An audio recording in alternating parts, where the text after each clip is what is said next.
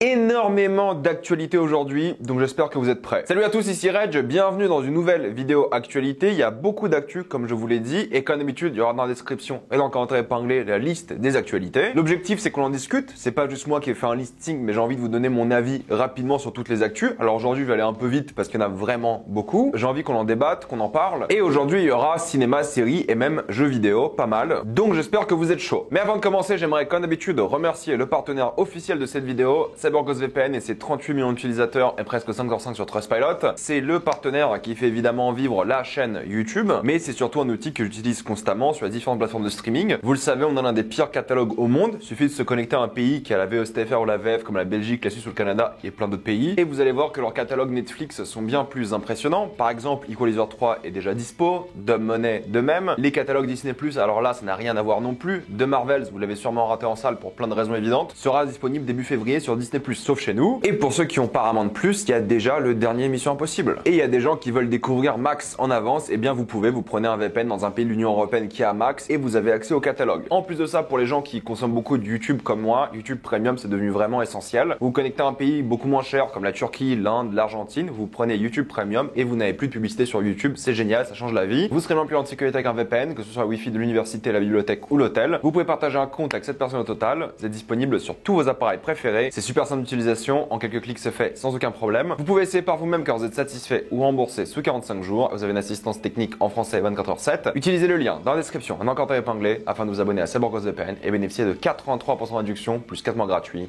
Foncez sur l'offre. On va commencer avec les nominations aux Oscars qui ont été révélées aujourd'hui. Vous le savez, la cérémonie américaine la plus prestigieuse de films. Je précise encore une fois que ça reste une cérémonie américaine. Je vais pas vous faire la liste de toutes les nominations, mais je vais vous donner mon avis sur les nominations. Premièrement, en meilleur acteur secondaire, je pense que là c'est assez simple, c'est Robert Downey Jr. qui va l'emporter. La compétition me semble pas dingue non plus, donc je pense qu'il a clairement toutes ses chances et il va juste détruire cette catégorie et ça sera, d'après moi, mérité. Encore une fois, ça reste un avis personnel. J'espère aussi avoir quelques surprises. Dans la catégorie scénario adapté, je n'ai vraiment aucune idée de qui va gagner. Je pense que ça sera la zone d'intérêt parce que beaucoup de personnes en parlent et le film a eu beaucoup de nominations. Mais c'est vrai que je l'ai pas encore vu. Il sort la semaine prochaine. J'en parlerai sur la chaîne évidemment. Mais c'est vrai que c'est une catégorie qui me semble assez ouverte mine de rien. Par contre, en meilleur scénario original, ça sera d'après moi Anatomie d'une chute qui va l'emporter et ça fait plaisir. De une, parce qu'Anatomie d'une chute est nommée dans toutes les grosses catégories, nommée dans meilleur film, meilleure réalisation, meilleur scénario et même meilleure actrice pour Sandra Hüller, ça fait grave plaisir. Le film a clairement ses chances de gagner un trophée. Et d'ailleurs, Justine Triet est la seule femme nommée dans la catégorie meilleure réalisation. On s'attendait tous à voir Greta, mais au final non, c'est Justine qui a pris sa place et tant mieux. La seule tristesse, c'est qu'en effet, on aurait pu envoyer le film dans la catégorie meilleur film étranger, mais ça ne s'est pas fait. Du coup, j'imagine que ce sera aussi la zone d'intérêt qui va gagner ces catégories. The Vine va gagner la catégorie meilleure actrice secondaire. Je pense qu'elle est assez simple à gagner celle-ci pour le coup. Non pas que les autres sont pas bons encore une fois, hein, mais c'est juste qu'en termes de présence à l'écran et en termes d'acting, c'est elle qui surprend le plus. Meilleure musique, ça ira sûrement à Ludwig, même si c'est sympa d'avoir nommé John Williams pour un film qui ne méritait pas de nomination, soyons d'accord. Meilleure chanson originale, ça ira sûrement à Barbie avec What Was I Made For. Il y aura vraiment aucune surprise de ce point de vue-là. Dans la catégorie meilleur film d'animation, ça va se jouer évidemment entre Le Garçon et le Héron et le Across the Spider-Verse. Pour moi, les deux peuvent gagner, mais je suis grave content de voir Nimona qui avait été snobé de pas mal de récompenses et je suis aussi content de ne pas voir Mario. Personne ne voulait voir Mario ici. L'année d'animation était vraiment bien et le film n'aurait pas mérité une nomination. Et aussi une belle surprise tout de même pour Robot Dreams qui sort un peu de nulle part. J'en ai entendu un petit peu parler, mais je m'attendais jamais à avoir une nomination. Meilleur montage, ça ira probablement à Oppenheimer. Je pense qu'il y a quasiment aucun doute là-dessus. Meilleurs effets spéciaux, pour moi, il n'y a aucun vainqueur comme ça de base. Je suis étonné et content de la nomination de Godzilla Minus One qui mérite cette nomination, mais ça va se jouer, je pense, entre Godzilla et The Creator. Mais il n'y a pas un vainqueur comme ça qui saute aux yeux. Meilleure photographie, il y a une belle compétition, mais je pense que ça sera Oppenheimer qui va le gagner et le trophée sera mérité aussi. Pour le meilleur acteur, ce qui est assez étonnant, c'est que DiCaprio n'est pas présent et du coup, le duel, d'après moi, se fera entre Paul Giamatti et évidemment Cillian Murphy. Il y a un beau duel à faire ici et je ne peux pas vous dire qui va gagner. Mais le duel va être vraiment cool. De même pour le duel en meilleure actrice. Déjà, je suis très content que Sandra Hüller soit nommée et le mérite. Mais je pense en toute sincérité que ça va se jouer entre Emma Stone et évidemment Lily Gladstone. Surtout que Lily Gladstone est la première actrice amérindienne ou Première Nation, si vous voulez, nommée dans cette catégorie. Donc je pense que ça va pas mal jouer mine de rien et de toute façon, elle le mérite. Elle est dans un film où elle arrive arrive à bouffer parmi les plus grands acteurs de tous les temps, une récompense serait méritée aussi. Et moi, j'aimerais qu'elle le gagne. Mais c'est clairement une belle catégorie aussi, soyons honnêtes. Meilleure réalisation, je pense que c'est là que Christopher Nolan a le plus de chances de l'emporter. Il peut y avoir des surprises, c'est la vérité, mais je pense que Nolan, c'est là qu'il a le plus de chances de sa carrière de le gagner, et c'est son meilleur film, donc en vrai, ça m'étonnerait pas. Et dans la catégorie meilleur film, honnêtement, j'ai du mal à voir Oppenheimer gagner facilement. Je pense quand même que le film va gagner, c'est tout à fait possible, mais j'ai du mal à le voir gagner aisément. Je pense vraiment qu'ils vont galérer. C'est une belle année, avec pas mal de films vraiment cool, qui méritent beaucoup d'entre eux de gagner. C'est pas genre les années précédentes où il y avait beaucoup de médiocrité, ou de films qui étaient sympas mais sans plus. Là, j'ai l'impression que c'est une vraie année à Oscar, donc je suis vraiment content de la sélection. Quelques surprises à droite à gauche, hein, comme je vous l'ai dit. Barbie, certes, surreprésenté, mais il manque quand même Greta, mais c'est compréhensible. Je refuse de croire que Nyad est un vrai film. J'en ai jamais entendu parler avant des récompenses. Ça veut pas dire grand chose, mais je suis quand même assez surpris. Et je pense que la zone d'intérêt est une vraie menace aussi. J'ai hâte de le voir, ça me hype quand même pas mal. Pour parler des autres actualités cinéma, c'est vrai que Noah Schnapp a fait une vidéo pour s'excuser. Une vidéo qu'il a publiée à 4h du matin, son heure locale à lui, où il essaie de s'excuser, mais en même temps il s'excuse pas vraiment. Il dit juste que sa vision des choses a été mal comprise par le public, et en même temps il demande pas un cessez-le-feu, comme beaucoup d'acteurs par exemple. Mais bon, le timing encore une fois est assez rigolo. Noah Schnapp s'excuse pile au moment du début du tournage de Stranger Things, là où quand tu vois les posts Stranger Things sur les réseaux, c'est plein de gens qui demandent le boycott de Noah Schnapp et de la série. Pour moi, c'est typiquement le genre de truc qui a été demandé par Netflix pour redorer le blason et l'image de Stranger Things saison 5, parce que le gars a eu 3 mois pour s'excuser quand même. C'est pas un truc qui sort de nulle part. Il aurait pu réfléchir et s'excuser avant. Comme par hasard, il attend le début du tournage de la saison 5. Très étrange. En plus de ça, il a pas assumé les commentaires. Il les a supprimés à la main, puis juste désactivé les commentaires. Tout le monde se fout de sa gueule. C'est mérité, c'est compréhensible. Les excuses faisaient pas du tout réelles. Personne ne croyait à ses excuses. En plus de ça, sa co-star, Brett Goldman, qui lui est encore plus à fond en mode sionisme de manière publique que lui, il a dit qu'il avait pas raison de s'excuser. Il a rien dit de mal. C'est un débat que j'ai déjà évoqué sur la chaîne. Les excuses me paraissaient peu sincères. La vidéo était assez ridicule. Pour moi, il y a rien de mal à s'excuser parce que t'as dit une bêtise, parce que t'es trop jeune, t'es trop bête, d'accord? Tu t'excuses, bah t'assumes. Tu fais preuve de bonne volonté. Je sais pas, tu fais une donation, tu signes la pétition pour le cessez-le-feu comme tous ses confrères. Tu fais quelque chose de sérieux, quoi. Là, c'est juste des paroles, un TikTok d'une minute et puis basta. Non, ça c'est pas des vraies excuses. Le casting du film Minecraft est de plus en plus impressionnant, non pas dans le sens où c'est des acteurs de malades, même s'ils sont bien. Par exemple, Jennifer Coolidge a rejoint le film, mais voici une image du casting. Est-ce que vous vous rendez compte, ça va être quoi ce film? Il y a une hype en moi qui se crée par pure curiosité. Je pense que ça va être un énorme désastre, ou alors le truc le plus drôle que j'ai vu de ma vie. Dans les deux cas, j'ai trop hâte. Lakeith Stanfield et Mark Wahlberg joueront dans le prochain film de Shane Black. Shane Black, c'est un gars que j'aime beaucoup. Il a ses moments où il fait vraiment de la merde, mais c'est un gars que j'aime beaucoup, qui a beaucoup de talent, et j'espère vraiment qu'il va proposer un film intéressant. Parce que lorsqu'il écrit, réalise et il fait un truc vraiment bien, ça donne des pépites vraiment cultes. Et là, j'ai envie de le voir vraiment réussir, donc j'espère que ça sera vraiment un retour en forme pour le réal. Ça sera un film de braquage à New York qui va aussi mêler la mafia. Chad Stahelski a annoncé qu'il va s'occuper des univers connectés de John Wick. C'est lui le papa de John Wick, du coup ça m'étonne pas, mais l'idée d'univers connecté me saoule. Vraiment, c'est un truc que je n'en peux plus. Il va s'occuper de ça, mais il va surtout s'occuper de Highlander. J'ai mis une photo d'Henry Cavill parce que ce sera l'acteur principal d'Highlander. Et là aussi, ils veulent créer un univers connecté multiplateforme. Et encore une fois, ça me dégoûte. D'abord, faites vos films et après on verra. L'Apple Vision Pro, qui sort aux États-Unis, il me semble en début de semaine prochaine, proposera plein de films en 3D, comme Avatar 2 par exemple. Évidemment, si vous regardez Avatar 2 sans être connecté à une batterie ou à une prise, votre casque se déchargera avant la fin du film. On est d'accord. Mais en soi, l'idée est cool parce que peut-être ça sera un retour au film en 3D à la maison. Alors oui, l'appareil est pas du tout abordable pour la très grande majorité des personnes. On est d'accord sur ça, mais c'est une première édition et dans quelques années, il y aura des variantes de plus en plus accessibles, même si ça reste du Apple. Et peut-être les films vont de nouveau être proposés en 3D. Avoir de nouveau l'expérience 3D, ça peut être vraiment cool. Et pour avoir vu des films dans un casque VR, à l'époque,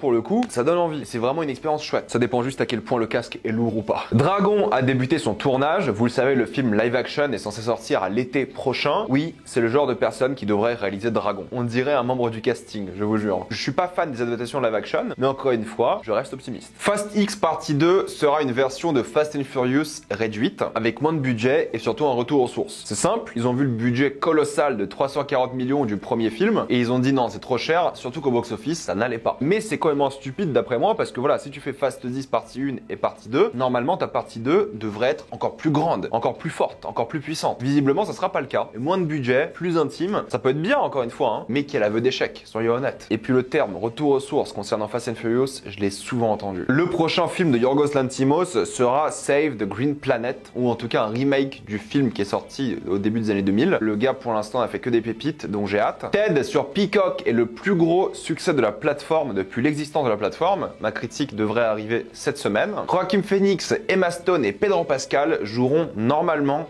tous les trois dans le prochain film d'Ari Aster qui commence son tournage en mars. Ce sera un western humoristique, peut-être horrifique, casting génial, réalisateur que j'adore, donc je suis grave chaud. Rick et Morty fait une pause et reviendra en 2025, le temps qu'ils finissent la saison 8. C'est une série que j'aime bien, je peux attendre. Par contre, Rick et Morty animé, la version animée japonaise de la série, sortira cette année. John Boyega jouera dans un préquel du livre d'Ellie, où il interprétera du coup le personnage d'Ellie. Je suis pas fan du film, je le trouve vraiment médiocre, mais encore une fois, je reste optimiste. Jurassic World sera de retour. C'est David Koepp, le scénariste du premier film, qui écrira la suite. Écoutez, je pense qu'il est temps d'arrêter cette franchise. Il est temps de réfléchir à autre chose. Là, pour l'innover, il faudra être très intéressant, très fort, parce que je sais plus quel genre d'idée tu peux trouver. J'adore les dinosaures, hein, aucun problème, mais dans des bons films, s'il vous plaît. Que 35 artistes d'effets spéciaux ont travaillé sur Godzilla Minus One. C'est impressionnant, c'est la vérité. Peu importe les conditions de travail qui ont sûrement été horribles. J'ai envie de vous dire c'est le Japon, mais les artistes d'effets spéciaux dans tout le monde entier souffrent. Mais alors au Japon, ça doit être pire. Il suffit de regarder ce qui se passe dans la production des animés. C'est hyper impressionnant. Ils ont sûrement bien géré le truc, ils ont vraiment optimisé le temps de travail. Mais je pense sûrement, et c'est pas une réalité pour l'instant, on n'en sait rien, qu'ils ont quand même eu des conditions de travail dégueulasses. Alors oui, le film est impressionnant visuellement et c'est dingue que ce soit que 35 personnes, mais je pense vraiment qu'ils ont souffert. Le tournage de la dernière saison de What We Do in the Shadows a commencé cette semaine. J'imagine donc que la dernière saison sortira cette année. Ça va me rendre triste, mais c'est comme ça. Le tournage de Gladiator 2 pour le coup est terminé. Le film sort donc le 20 novembre. Beaucoup ont pas envie de voir ce film et oui, le film n'aurait jamais dû exister en soi. Pas besoin de suite, mais en vrai, j'ai envie que la suite soit bien. Une adaptation cinéma de Until Dawn va se faire. Quelle idée. J'ai pas fait le jeu, mais tout ce que je sais du jeu, c'est que c'est un jeu extrêmement interactif qui reprend les codes des films d'horreur. Et si t'enlèves le côté interactif, ça n'a aucun intérêt. Et même s'il y a, je pense, un peu de lore dans le slasher, globalement, c'est pas ce qui m'intéresse le plus. Mais ça peut être bien en vrai. Mais juste l'idée même de reprendre une licence de jeu vidéo qui est basée sur l'interactivité, il y a un souci. L'Empire s'affiche, c'est l'une des affiches les plus catastrophiques que j'ai vues de ma vie, mais il me semble que c'est fait exprès. Mission Impossible Dead Reckoning partie 1 n'existe plus. En effet, le film a changé de nom. Le film s'appelle maintenant Mission Impossible Dead Reckoning, tout simplement. Le prochain Mission Impossible s'appellera pas comme ça, qui est un peu bizarre vu le cliffhanger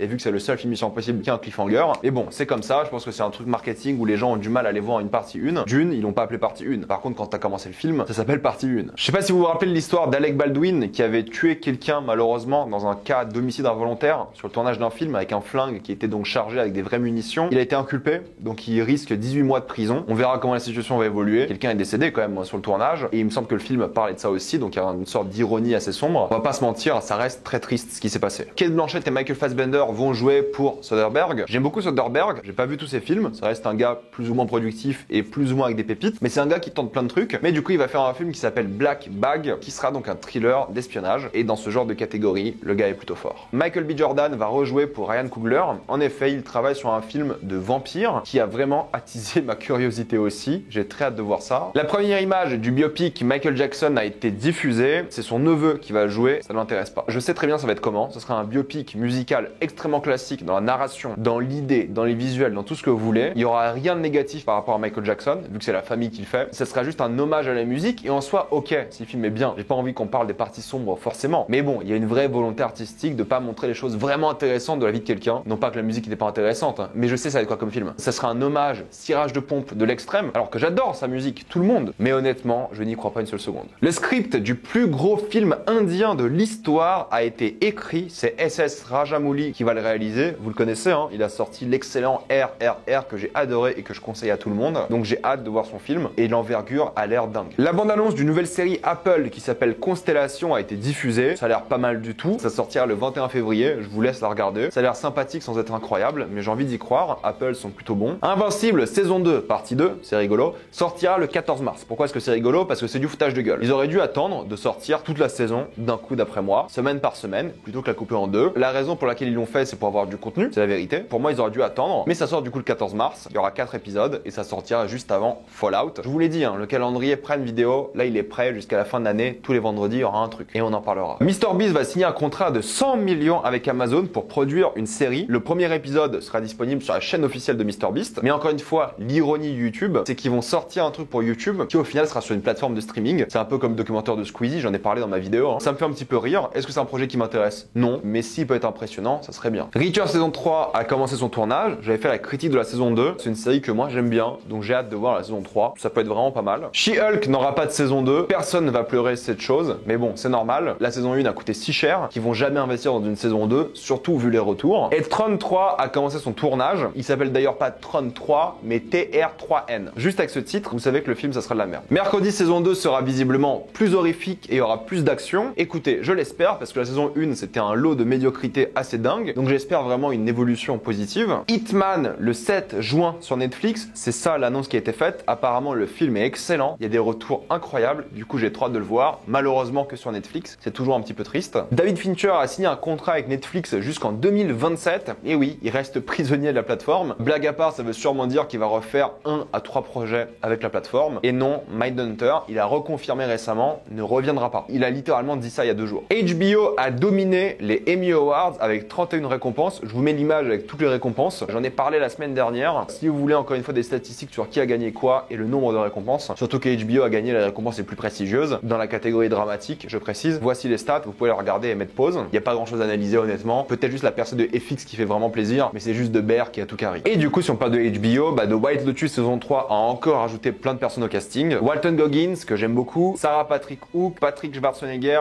Amy Lou Reed et Sam Nivola. Le casting de la saison 3 est déjà très costaud. Anya Chalotra va jouer une sorcière dans le DCU, en effet, et va jouer Circe. Voilà, encore une fois une sorcière. Je trouve que c'est une bonne actrice, donc vraiment je lui souhaite une bonne carrière. Il y avait des rumeurs, mais maintenant c'est confirmé. Dune 2 va durer 2h45. Le film sort dans un mois. J'ai beaucoup trop hâte de le voir. La série Harry Potter, qui est toujours prévue, avance. Ils sont en train de recruter des scénaristes. Et J.K. Rowling sera productrice exécutive certes, donc elle aura plus ou moins un impact sur la série, mais ça c'est à déterminer au cas par cas. Mais elle va évidemment s'en occuper. Mortal Kombat 2 a fini son tournage. J'ai beaucoup aimé le premier, donc je suis grave chaud. Et c'est évidemment Johnny Cage qui sera présent dans le film. Johnny Cage interprété par évidemment Karl Urban. Choix de casting très étrange, mais c'est comme ça. Et pour finir en termes de jeux vidéo, Ubisoft ne veut plus vraiment vendre des jeux, entre guillemets. Ils veulent se concentrer sur l'aspect streaming du jeu vidéo avec Ubisoft Plus. Ils ont dit qu'il faut se préparer à ne plus posséder ces jeux. Ce que je trouve encore une fois plus ou moins problématique. Pour les joueurs console, ça peut paraître nouveau. Vous vous dites non mais moi j'ai toujours eu mes DVD chez moi, j'ai toujours les jeux que je veux chez moi, il n'y a aucun souci. Pour vous ça peut vous choquer. Pour nous les joueurs PC, ça fait déjà 20 ans qu'on est habitué à pas avoir de jeux. Sur Steam, même si vous avez vos jeux, ils ne vous appartiennent pas. C'est important de le savoir malheureusement. Joueurs PC on est habitué. Je pense qu'il faudra toujours ou des versions physiques des jeux ou des versions pas légales malheureusement, juste pour conserver l'histoire des jeux vidéo. Mais personnellement, je suis pas du tout contre Ubisoft Plus pour la simple et bonne raison que je ne pense plus jamais acheter de jeu Ubisoft. Il y en a vraiment très peu qui m'intéressent, donc dépenser 15-20 balles par mois pour jouer à un jeu, le finir et passer à autre chose, je préfère qu'acheter un jeu 50 balles. Il faudra toujours pouvoir vendre des jeux individuellement, que ce soit en physique ou en numérique, et le streaming fait du mal aux jeux vidéo comme il fait du mal au cinéma, c'est la vérité objective. Plus la qualité des jeux peut baisser, ou en tout cas le budget des jeux va baisser, mais ça j'en parlerai dans une vidéo si vous voulez. J'ai fait une vidéo intégrale sur le Xbox Developer Direct. Il y a plein de choses hyper intéressantes qui ont été abordées dans cette vidéo, du coup vraiment je vous la conseille. Hogwarts Legacy a été le jeu le plus vendu aux États-Unis, ce qui est vraiment impressionnant parce que c'est la première fois qu'un jeu hors Call of Duty ou Rockstar domine le podium avec sa première place. Personnellement le jeu m'a pas intéressé, mais je suis content que les gens l'aient apprécié et qu'ils ont pu s'amuser avec, et ça montre encore une fois le pouvoir de cette licence. Palworld est un énorme carton, 6 millions d'exemplaires en 4 jours. Le jeu est sorti sur PC, Xbox et sur le Game Pass. Il a quand même cartonné. Le jeu a un budget estimé de 7 millions de dollars et juste avec les ventes Steam, il a déjà dépassé les 160 millions de revenus. Le jeu est dans plein de polémiques, les développeurs sont pas forcément de confiance, il y a des polémiques par rapport à l'utilisation des modèles de Pokémon, parce que en théorie c'est une sorte de rip-off de Pokémon. Ils ont fait une sorte de jeu Pokémon que Nintendo n'a jamais voulu sortir et ça cartonne, et je pense que Nintendo doivent s'en mordre les mains. Mais par contre c'est qu'il y a beaucoup de polémiques aussi, que ce soit sur les développeurs comme je vous l'ai dit, sur le plagiat, parce qu'ils ont repris des modèles qui ressemblent énormément aux Pokémon, genre ils ont même repris des squelettes de Pokémon et juste changé quelques trucs. Donc c'est à la limite du plagiat, même si d'après beaucoup d'avocats, d'insiders et autres, Nintendo ne peut rien faire. De toute façon, Microsoft, ils auraient pas accepté s'ils pensaient que Nintendo pouvait faire quelque chose. Le jeu a l'air pas mal, apparemment. Il est encore en early access, c'est vrai. Et il y a aussi une polémique sur l'IA. La boîte aime beaucoup utiliser l'IA, parce qu'apparemment des créatures ont été faites avec de l'IA. Moi, le fait que des créatures soient faites en IA, il n'y a pas de problème. Dans le sens où, si ça permet d'optimiser un jeu, de faire les choses plus vite, de proposer plus de contenu, c'est intéressant aussi. Moi, je vais pas critiquer le progrès de la technologie. Oui, ça fait chier pour des artistes, on est d'accord sur ça, mais on peut pas se battre contre le progrès technologique et ça va tous nous concerner. Moi, je le voyais dans mon ancien taf, je le vois sur YouTube aussi, on le voit tout le temps et constamment. Donc moi, je vais pas gueuler sur l'utilisation des IA. C'est mieux d'avoir des artistes, toujours, mais ces artistes-là peuvent aussi utiliser l'IA. Enfin bref, c'est un débat à part entière. Le jeu est un vrai succès, baigné dans la polémique. Moi, personnellement, j'ai pas eu le temps d'y jouer. C'est pas non plus mon genre de jeu, honnêtement, mais je suis content que les gens puissent s'amuser dessus. Et ça prouve encore une fois à Nintendo que les gens sont prêts à payer pour des jeux qu'ils veulent, mais que eux ne veulent pas faire. Voilà, c'était une grosse vidéo actualité. J'espère qu'elle vous a plu. J'ai envie d'avoir votre avis sur tous ces sujets dans les commentaires. Je sais, il y en a beaucoup. C'est une grosse vidéo. Dites-moi dans les commentaires ce que vous en avez pensé. Comme d'habitude, pensez à vous abonner à la chaîne pour voir les prochaines vidéos. Mettez un j'aime, ça aide beaucoup la chaîne. Suivez-moi sur tous mes réseaux pour plus de débats critiques, actualités et concours. Et avant de quitter cette vidéo, pensez à utiliser le lien dans la description et dans le commentaire épinglé afin de vous abonner à CyberGhostVPN et bénéficier de toutes les formes de streaming en toute accessibilité et sécurité. Tout ça pour 2,03€ par mois plus 4 mois gratuits. Foncez sur l'offre. Et moi, je vous dis à la prochaine fois. Salut à tous.